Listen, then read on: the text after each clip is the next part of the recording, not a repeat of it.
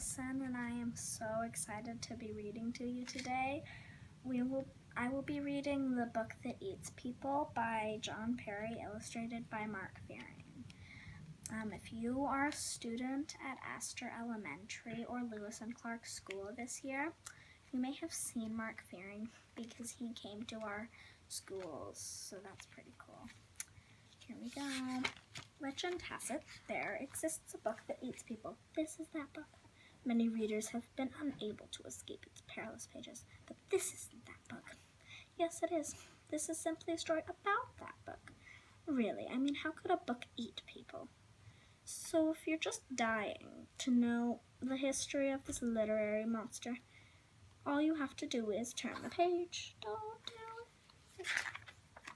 The Book That Eats People by John Perry. Okay. Caution, this is a book that eats people. If you hear growling while you're reading it, stop reading, close the cover, and put something heavy on top of it. Looks heavy. Do not let your little brother or sister read this book, especially when it's hungry. You should always assume this book is hungry. Remember, this is not a storybook. It is not a book of rhymes. It isn't a how-to book or a dictionary. It's a book that eats people. One day in Little Rock, Arkansas, Sammy Ruskin forgot to wash his hands after lunch, and the book tasted peanut butter on his fingers. So this book went snap and took a bite, and then another and another. Sammy squirmed and wriggled, Sammy squealed and yelled, Sammy pulled as hard as he could.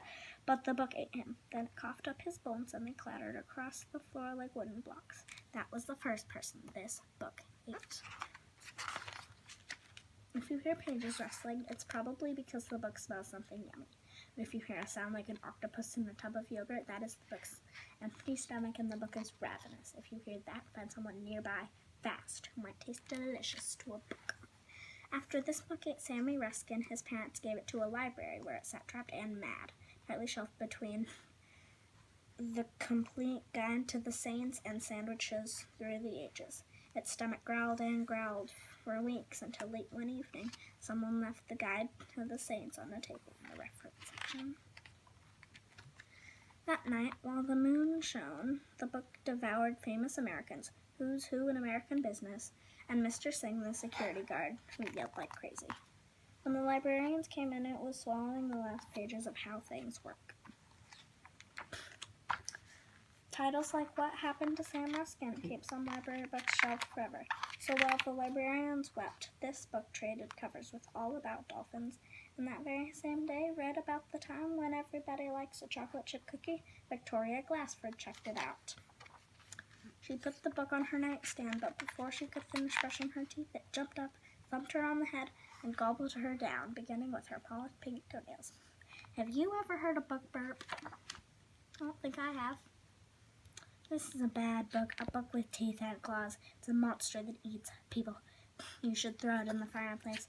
On the coldest February day, you should grind it page by page in your daddy's coffee grinder. Experts say that when a book eats someone, it's either self-defense or a mistake, and the book never eats anyone again. But this book ate Sammy, Victoria, and Mr. Singh, and then it ate Joey, Juan, and Isabel when they found it in a heap of boxes on a street in Philadelphia. Of course, someone from the neighborhood watch saw the book eat those 3 kids and called the police. Yak, yak, yak. We're gonna catch you. Hello. They took it and locked it in a jail cell where it ate Chuck Anderson, who deserved it. Some people think it's cruel to chain a book. The guards did it anyway. Judge Cox, who loved all books, sent it to the zoo where zookeepers tried to reform it. They fed it fried chicken, pickles, hot dogs, ice cream, noodles, and toast. But nothing worked because this book craves people. When it chewed through a zookeeper's shoe, they finally gave up and put a label on it that says The Book That Eats People in big bold letters. So now everyone knows what kind of book this is.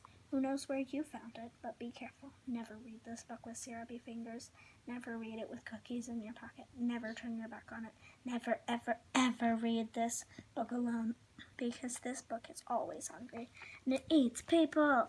Oh, it's eating me. Help.